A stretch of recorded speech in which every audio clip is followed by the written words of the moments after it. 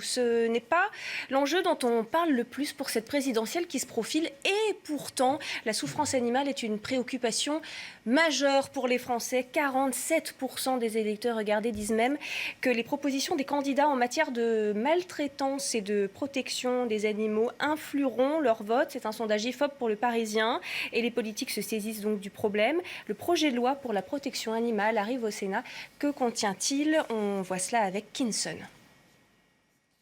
Le 29 janvier, le durcissement des sanctions pour maltraitance animale a fait l'unanimité chez les députés. 3 ans d'emprisonnement et 45 000 € d'amende en cas de sévices graves, jusqu'à 5 ans de prison et 75 000 € d'amende en cas de mort de l'animal. Autre mesure, la fin de tous les élevages d'animaux sauvages pour leur fourrure. La fermeture des élevages de visons sera obligatoire en 2023. Le gouvernement s'y était engagé. L'interdiction progressive de la détention d'animaux sauvages dans les cirques itinérants et dans les delphinariums. Selon la fondation 30 millions d'amis, la France détient le triste record du nombre d'abandons au niveau européen. Pour limiter les achats impulsifs, un certificat d'engagement et de connaissance sera délivré aux propriétaires particuliers, avec l'interdiction de vendre des chats et des chiens en animalerie. Pour les défenseurs de la cause animale, l'adoption de la loi contre la maltraitance animale serait un premier pas historique. Cette loi, elle contient beaucoup de choses. Elle a aussi des angles morts, l'élevage intensif notamment. On va en parler, mais nous accueillons tout de suite en direct avec nous Amandine Sansivins. Bonsoir. Merci d'être en direct sur CNews. Vous êtes cofondatrice de l'association Paris Animaux Zoopolis. Cette loi, c'est un premier pas. Est-ce qu'elle va assez loin? Est-ce qu'elle aurait dû aller plus loin? Oui, bien sûr, cette loi, en effet, serait un premier pas historique si elle était adoptée dans les conditions qu'a adopté la version à l'Assemblée nationale. Mais elle a des angles morts, vous l'avez dit, la chasse, la pêche, l'élevage, les abattoirs. Mais sur les sujets dont elle s'empare, ce matin, la Commission des affaires économiques du Sénat a examiné ce texte. Alors, je le précise, à huis clos, c'est-à-dire que la séance n'était pas publique, il n'y avait pas de vidéo en ligne comme c'est le cas à l'Assemblée nationale. On s'interroge, on se demande pourquoi. Et surtout, ce matin, la Commission des affaires économiques du Sénat a vidé de sa substance ce texte de loi, le texte qui avait été adopté à l'Assemblée nationale. Donc, c'est vraiment scandaleux, notamment la rapporteure du Sénat, Madame Chain-Larché, qui a déposé des amendements scandaleux. Par exemple, le fait que ce ne sera plus obligatoire pour les maires de stériliser les chats errants, alors que c'était une avancée importante. On pourrait parler également des cirques avec animaux, où elle a introduit une faille énorme, où elle nous dit qu'en fait, les cirques avec animaux sauvages seront autorisés s'il y a une vocation pédagogique. Mais qu'est-ce que ça veut dire ? Est-ce que ça veut dire que si on met un panneau sur, par exemple, la disparition des espèces, ça sera autorisé ? Parce qu'à ce compte-là, autant supprimer carrément l'article. Donc ce que vous nous dites, c'est que le Sénat est en train de détricoter la loi qui a été adoptée à l'Assemblée nationale ?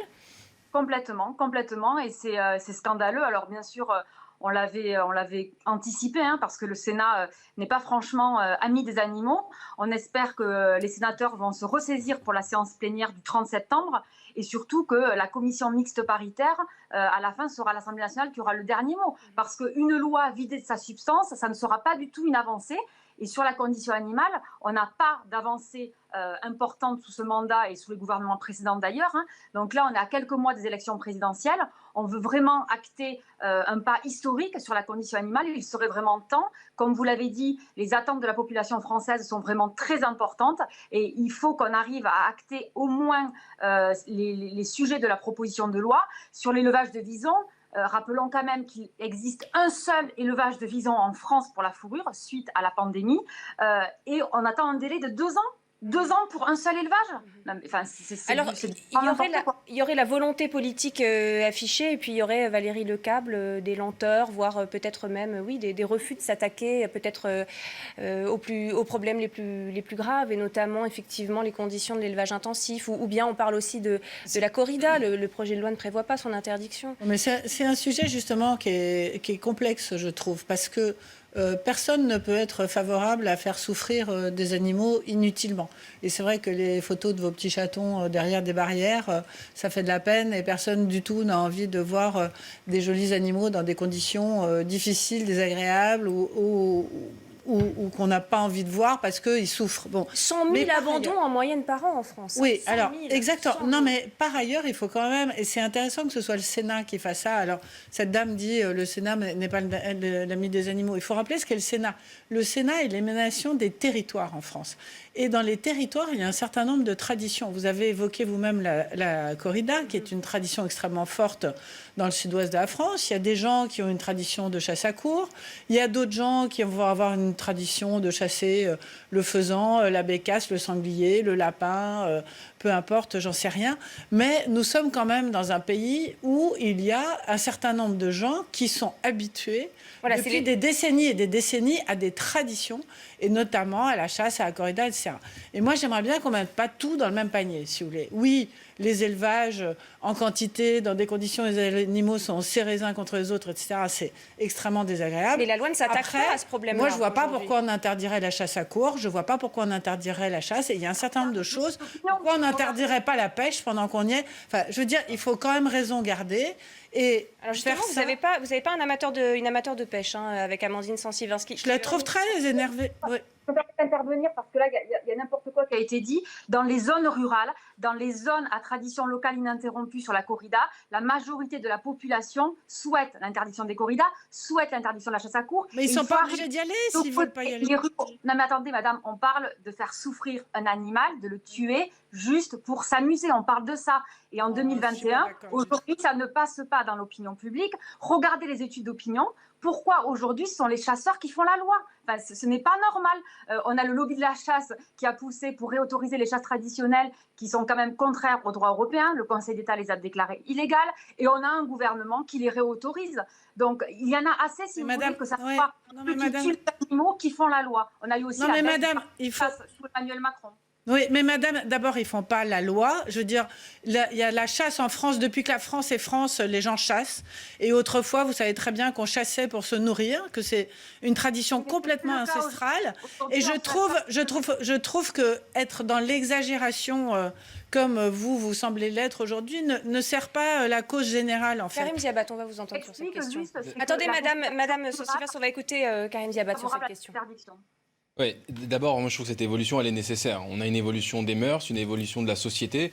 Les chiffres sont assez clairs. 84% des Français déclarent qu'ils ont une vraie sensibilité pour la cause animale. Donc il faut aller plus loin et il faut qu'on puisse légiférer. Après, moi ce que je regrette, c'est que ce texte de loi aujourd'hui, effectivement, il y a des trous, en tout cas dans la raquette, quand on ne parle pas d'élevage intensif, quand on ne parle pas de la chasse à courre. Parce que moi, je suis bien évidemment partisan de conserver les traditions françaises. Je suis un grand défenseur de l'élevage intensif, effectivement, n'est pas une tradition française. Que ce soit l'élevage intensif. Non, mais c'est pas la même chose. Mais si, par exemple, on prend la chasse à courre. Oui, non, mais on mélange tout. Il y a deux pendants. Il y a à la fois le pendant sur lequel l'élevage intensif, par exemple, il faut qu'on puisse lutter, mais il y a aussi le pendant des traditions qui, à mon sens, à un moment ou à un autre, le sens de l'histoire, c'est de pouvoir aussi faire évoluer certaines de ces traditions. Et excusez-moi, mais la chasse au courre, quand c'est pour faire plaisir à des humains, de faire courir des animaux jusqu'à l'épuisement, juste pour les tuer par plaisir, moi, je trouve pas. Pas du tout ça. En fait, que vous me dites que la chasse à courre. Non, mais vous connaissez pas. Vous savez, j'ai échangé avec des chasseurs. Il y a effectivement des chasseurs qui sont passionnés par ce métier, qui ont un lien avec la biodiversité, avec la faune et la flore extrêmement important, qui chassent par des moments où il faut exterminer des sangliers parce qu'on en a trop dans certaines régions. Par contre, quand on parle de la corrida ou de la chasse à courre, effectivement, là, on est en train Voilà, mais ce projet de loi ne parle pas de la corrida en l'occurrence. Mais la chasse à courre, on a un débat sur la corrida, la chasse à courre qui ne sont pas compris dans ce projet de loi. Alors, est-ce que le gouvernement, justement... Non, mais pourquoi vous focalisez sur la chasse à courre? Vous savez que dans les villages, la population participe à la chasse à courre. C'est quand même une pratique extrêmement minoritaire en savez, France. il y a plein d'actes qui sont faits par les gens et qui ne sont pas pour autant tolérables ou qui sont à tolérer dans notre société. Il est extrêmement clair que dans notre pays... On ne vous demande pas d'y aller. Yohann Usaï, sur ce point. Il est extrêmement clair que dans notre pays, c'est vrai que le lobby des chasseurs est quelque chose d'extrêmement puissant. D'ailleurs, souvenons-nous que Nicolas Hulot avait démissionné. Ça avait été la goutte d'eau qui avait fait déborder le vase. C'était l'élément déclencheur de la démission de Nicolas Hulot, de voir à quel point le lobbyisme des chasseurs était puissant, y compris jusqu'à l'Élysée. Il n'avait pas démissionné pour cela, évidemment, mais c'était l'élément déclencheur. C'est vrai que c'est un lobby qui est puissant. Moi, je comprends la demande des associations. Enfin, chaque association, chacun est dans son rôle. Je comprends qu'on puisse être outré par la chasse à courre, par la corrida. Simplement, ce ce qu'on peut reprocher parfois aux associations, c'est de ne jamais se féliciter des avancées. Parce qu'il n'en reste pas moins que ce projet de loi, qui sera adopté vraisemblablement non pas dans les termes du Sénat, mais dans les termes beaucoup plus favorables de l'Assemblée nationale, ça reste une avancée majeure. Au moins qu'on se félicite de ça, et ensuite que ces associations enchaînent éventuellement sur d'autres combats. Mais sachons reconnaître quand même quand une loi va dans le bon sens. Allez, la réponse d'Amandine Sansivin, juste après une courte pause. On vous entend dans un instant. De retour sur le plateau de Soir Info, on reprend ce débat juste après un point sur l'essentiel de l'actualité avec Elliott Deval. Bonsoir Florence, à la une ce mercredi, faites tomber les masques. À l'école primaire, le protocole sanitaire est allégé dans les départements où le virus circule faiblement. Pour le grand bonheur des élèves et des parents, un peu moins pour les instituteurs. La mesure entrera en vigueur à partir du 4 octobre prochain. Joe Biden et Emmanuel Macron désamorcent la bombe diplomatique créée après l'affaire dite des sous-marins. L'entretien téléphonique débouche sur une volonté de renouer des liens de confiance entre les deux pays. Les deux chefs d'État se rencontreront fin octobre en Europe. Le procès des attentats du 13 novembre. À la barre ce mercredi, l'un des héros de cette soirée en enfer, le commissaire de la BAC, premier à intervenir au Bataclan avec son chauffeur, permettant de neutraliser l'un des kamikazes et d'interrompre la tuerie. Enfin, le budget 2022 présenté, l'État n'entend pas mettre le frein sur les dépenses publiques. Bien au contraire, 11 milliards de plus par rapport au budget précédent. Voilà les grands titres. La reprise de Soir Info, c'est avec vous Florence. Merci beaucoup, Elliott. On vous retrouve à minuit, bien sûr, pour l'édition de la nuit.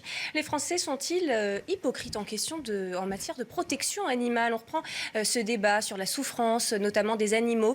La France championne du monde des abandons, 100 000 abandons d'animaux domestiques par an. Et pourtant, les Français qui disent se préoccuper de cette question de la souffrance animale. Amandine Sansivin, vous êtes toujours en ligne avec nous, cofondatrice de l'association Paris Animaux Zoopolis. Il y a une forme d'hypocrisie pour vous dans la société française sur ce point? Écoutez, l'hypocrisie, le double langage, aujourd'hui, ça vient des élus. C'est-à-dire qu'on a des études d'opinion qui convergent pour interdire des pratiques cruelles envers les animaux. Et pourtant, on a un gouvernement qui tergiverse et qui ne légifère pas. Donc, en effet, si le texte qui a été adopté à l'Assemblée nationale est définitivement adopté et promulgué, ce sera une avancée importante et historique, il faut le dire. Mais là, la version du Sénat a été complètement détricotée, donc là, il y a lieu de s'inquiéter. Mais si vous voulez, le problème, c'est que les élus, le gouvernement, les élus locaux, les maires défendent mal les animaux. Et c'est ça le vrai problème, parce que sur des pratiques cruelles sur lesquelles il y a un consensus, on pourrait parler de l'interdiction de l'élevage intensif, c'est-à-dire des cages et quand il n'y a pas d'accès à l'extérieur, de l'abolition du déterrage des blaireaux, de la chasse à courre, de la pêche au vif, toutes ces pratiques qui sont les plus barbares, les plus cruelles. On a aussi, par exemple, le référendum pour les animaux, qui liste toutes ces pratiques sur lesquelles il y a vraiment un consensus, les spectacles avec animaux sauvages, la corrida, et pourtant, rien n'avance, rien ne bouge. Donc là, on a cette proposition de loi, je précise que c'est une proposition de loi, ça veut dire que ça émane des députés et pas du gouvernement. On est à un an, je le rappelle, du grand discours de la ministre Barbara Pompili, qui promettait des arrêtés ministériels, donc c'est-à-dire d'aller très vite sur l'interdiction des cirques avec animaux sauvages, sur l'interdiction de l'élevage de visons, des delphinariums. Et pourtant, un an après ce grand discours, on n'a pas d'arrêté ministériel. Le ministère nous dit qu'ils veulent quand même publier des arrêtés en parallèle de ce texte de loi. On ne sait pas si ce texte de loi va aller jusqu'au bout du processus parlementaire qui est long et on est à quelques mois des présidentielles. Donc on veut vraiment des avancées que d'ailleurs on nous a promis à travers ce discours de Barbara Pompili et on les veut rapidement pour enfin avoir une étape importante en matière de conditions animales. Et je rappelle qu'on a 84% de la population française qui considère que la cause animale est une cause importante. Donc il serait temps d'avancer. Et dans le même temps, on le disait, on a 100 000 abandons en moyenne par an d'animaux domestiques. On est les champions en France, en Europe, Karim Ziabat. Et on ferme aussi les yeux sur les conditions dans lesquelles la viande qu'on consomme au quotidien est produite. C'est une façon aussi de fermer les yeux sur des choses qu'on a du mal à accepter aujourd'hui dans notre façon aussi de produire, de consommer. Je ne crois pas du tout qu'on ferme les yeux. En tout cas, moi, à titre personnel, je ne ferme pas les yeux. D'abord, ce texte de loi, une des nouveautés, en tout cas une des plus-values, c'est justement qu'on va lutter contre les achats impulsifs d'animaux pour justement éviter les abandons et ce triste record de 100 000 animaux abandonnés par an. Et puis, et surtout, moi, je suis persuadé qu'aujourd'hui, les Françaises et les Français changent leurs habitudes. On a un rapport à la viande qui est extrêmement changé. Aujourd'hui, je crois que tout le monde, en tout cas une grande partie des Français, sont convaincus qu'il faut consommer différemment, consommer moins mais meilleur, consommer avec de la provenance Quand on peut se le permettre. Quand on peut se le permettre. Mais on peut justement consommer moins de viande pour la consommer de la meilleure qualité. Et un des travaux que nous on fait en tant qu'élu local, moi c'est ce à quoi je participe à Cergy et dans les communes avoisinantes, c'est justement dans la restauration scolaire, notre capacité à diversifier les repas, à avoir du bio, à avoir du flexi végétarien, à avoir des plats végétariens certaines journées, et justement pour apprendre dès le plus jeune âge aux enfants que finalement tout ne passe pas par la viande, qu'on a un équilibre nutritionnel largement suffisant sans consommer de viande, et apprendre finalement un rapport différent avec la planète, avec les animaux. Pour vous, c'est un changement de consommation qui engendrera aussi un changement de production de la viande, c'est ce que vous nous dites? Non mais évidemment, tout le monde est contre l'élevage intensif. Je ne connais pas une personne qui va nous dire ce soir l'élevage intensif c'est formidable, ça fait souffrir les animaux, franchement. Et pourtant on achète la viande qui provient de ce même élevage intensif. On achète... Souvent, ceux qui achètent cette viande-là sont des personnes qui, mais n'ont pas les moyens de faire autrement. Parce qu'il ne s'agit pas simplement de dire on va mettre fin demain ou dans 2 mois ou dans 6 mois à l'élevage intensif. Encore faut-il savoir par quoi on remplace tout cela. Parce que l'élevage intensif, ça permet de nourrir beaucoup de monde à moindre coût. Alors évidemment, dans un monde idéal, il faut l'arrêter. Et ce que vous dites est juste. On voit bien qu'il y a un changement des modes de consommation. On n'a plus envie de manger de la viande qui proviendrait de ces élevages intensifs. On n'a plus envie... Et pourtant, la loi aujourd'hui qui est présentée ne prévoit rien sur ce point. Oui, mais encore une fois, parce que pour l'instant, il y a toujours des personnes qui ont besoin de pouvoir se nourrir à moindre coût. J'aimerais... Oui, allez-y. Parce que les lois prévoient déjà. Il y a déjà beaucoup de lois qui encadrent l'élevage ou la question des abattoirs. Le sujet, ça a déjà été réglementé, bien sûr. Le sujet, ce n'est pas ce qu'on écrit dans la loi. Le sujet, c'est ce qui se passe dans la réalité. Le sujet, c'est plus celui du contrôle de l'application des lois en question que de faire des lois pour tout, parce que c'est une maladie très française. Alors, je ne dis pas cette loi spécifiquement, effectivement, il y a un certain nombre de choses qui n'existaient pas juridiquement avant, sur l'interdiction des animaux sauvages dans les cirques. Voilà. Mais sur l'élevage intensif, c'est plus une question d'organisation des filières de production et effectivement de sensibilité des consommateurs. Après, moi, je suis toujours réticente parce que je trouve qu'on mélange bien souvent de choses et qu'il y a le fait d'être attentif effectivement à la souffrance animale, à la cause animale, et c'est un progrès à mon sens dans lequel il faut s'engager, et le fait qu'on essaie de faire passer en même temps une vision très idéologique, une vision quasiment civilisationnelle. Quand vous dites on peut avoir un équilibre nutritionnel très bon sans manger de viande, non, je ne crois pas que ce soit ce que disent en mangeant moins de viande. Tout à l'heure vous avez dit en n'en mangeant pas, mais effectivement en mangeant moins, oui, parce qu'on sait qu'on en mange trop. Il y a des gens et des sportifs de haut niveau qui vivent sans viande. Alors il y a des apports vitaminiques qui sont... Oui, il y a des gens qui survivent même au fond du désert en buvant qu'un peu d'eau. Non, mais ce que je veux vous dire, à un moment, il y a quand même l'histoire de la civilisation, il y a l'histoire du développement de l'être humain, et puis il y a accessoirement le reste du règne animal. Parce qu'on peut considérer que l'homme est très cruel, mais enfin, il me semble quand même que le reste du règne animal ne fait pas spécialement dans la compassion ni dans l'empathie. Donc on projette des visions qui sont les nôtres. Alors ça n'a rien à voir avec le fait d'être méchant avec un chat, mais il y a des choses où on construit une image mentale de ce qu'est la souffrance, là où en fait ça n'est qu'une projection paradoxalement très très humaine. Alors Amandine Sancy-Vincent, on entend je voudrais juste rappeler quand même 2 choses. Premièrement, Emmanuel Macron s'était engagé à interdire dans la loi les élevages en cage pour les poules pondeuses. Ça n'a pas été fait. Il y a également l'obligation de la vidéosurveillance dans les abattoirs. Pareil, c'est un engagement de campagne qui n'a pas été réalisé. Et ensuite, juste rappeler quand même des données scientifiques. Aujourd'hui, l'état des connaissances scientifiques démontre que les animaux souffrent, que les animaux ont des émotions et qu'ils ont une conscience. Donc c'est quand même important d'en tirer les conclusions qui s'imposent. Et sur l'élevage intensif, c'est quand même scandaleux aujourd'hui d'avoir des bâtiments où les animaux n'ont pas accès à l'extérieur, où ils sont entassés avec des densités extrêmement élevées. Et aujourd'hui, il y a une opinion publique qui souhaite que ça change. Et pourtant, lors des États généraux de l'alimentation, il n'y a rien qui a été fait. Donc il faudrait vraiment avancer également sur les mutilations, la coupe des queues des porcelets à vif, le gazage des cochons. Enfin, on voit qu'on a une série de pratiques qui sont cruelles, qui sont barbares. Et l'abattage rituel, vous la mettez dans cette catégorie Oui, bien sûr. L'abattage sans étourdissement, évidemment que c'est cruel. Évidemment qu'on souhaiterait qu'il n'y ait pas d'exception à la loi. Et pourtant, on a une loi aujourd'hui sur la souffrance animale qui ne prend pas en compte ces problématiques. Exactement. Et c'est un vrai problème, tout à fait. C'est un vrai problème. Et on voit qu'en fait, dans ce texte, il y a des sujets qui sont complètement passés sous silence. Donc, encore une fois, la chasse, la pêche professionnelle, la pêche de loisirs et l'élevage et les abattoirs qui tuent aujourd'hui des dizaines de millions d'animaux chaque jour. Et il faut aujourd'hui vraiment qu'on prenne à bras le corps ces questions-là. Et ce vous allez jusqu'à la pêche. Donc vous incluez, Amandine Saint-Sylvain, vous incluez la pêche dans ces pratiques cruelles. Si vous voulez, il y a deux choses. Il y a la pêche professionnelle avec des dizaines de millions de poissons qui sont tués chaque jour. Il y a l'élevage de poissons qui se développe, notamment des élevages ultra intensifs de saumon dans le nord de la France.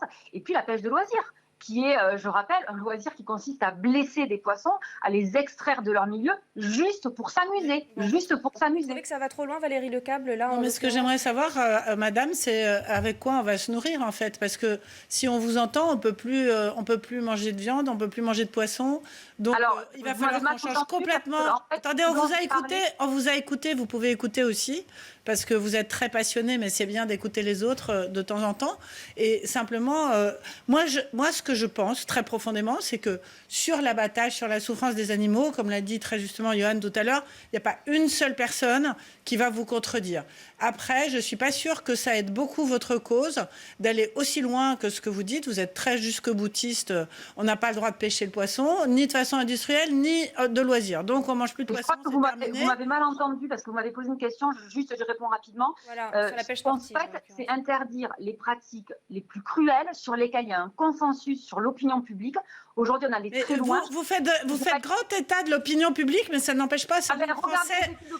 Non mais laissez-nous parler. Ça n'empêche pas les Français tous les ans d'abandonner les animaux qu'ils ont eux-mêmes achetés. Voilà, j'en revenais à ce paradoxe. L'opinion publique, elle est un peu plus complexe, je pense, que ce que vous avez l'air de croire. Je veux dire, non, personne n'a envie de voir souffrir des animaux, c'est normal. Mais après, quand vous rentrez dans le détail de chaque élément et de chaque mesure, je ne suis pas sûre qu'il y ait le consensus absolu dont vous êtes en train de parler. Sinon, il n'y aurait pas 100 000 Français qui, tous les ans, laisseraient leur propre chien ou leur propre chat ou leur propre animal. Allez, très rapidement, un dernier mot, Amandine Saint-Sylvain. On a quand même le record d'Europe sur le sujet. Quelques secondes, s'il vous plaît. Non, mais alors attendez, je ne vous dis pas que tous les Français défendent les animaux avec conviction. Hein. Vous parlez de 100 000 abandons, ce n'est pas 65 millions de Français. C'est le record d'Europe. C'est juste le record. Oui, mais peut-être, mais ça n'empêche pas que sur les pratiques les plus cruelles, les plus barbares, qui sont des pratiques de loisirs, de divertissement, sur des pratiques qui ne sont pas... Allez, on a compris que vous n'étiez pas d'accord. Et sur lesquels il faut qu'on avance. Et de toute façon, il y a aussi la question de l'urgence climatique, de la question de la biodiversité. Aujourd'hui, on pêche tellement de poissons pour nourrir les poissons d'élevage. C'est ça la situation, qu'on est en train de vider les océans qui sont... Et l'élevage bovin est aussi un gros producteur de gaz à effet de serre. Effectivement, vous avez raison de souligner ce point. Merci beaucoup Amandine Saint-Sylvain d'avoir pris le temps de nous répondre, d'apporter votre point de vue qui n'est pas partagé par tout le monde, mais en tout cas dans les grandes lignes contre la souffrance animale, bien sûr. Il l'est. Merci à vous. Allez, on change de thème total.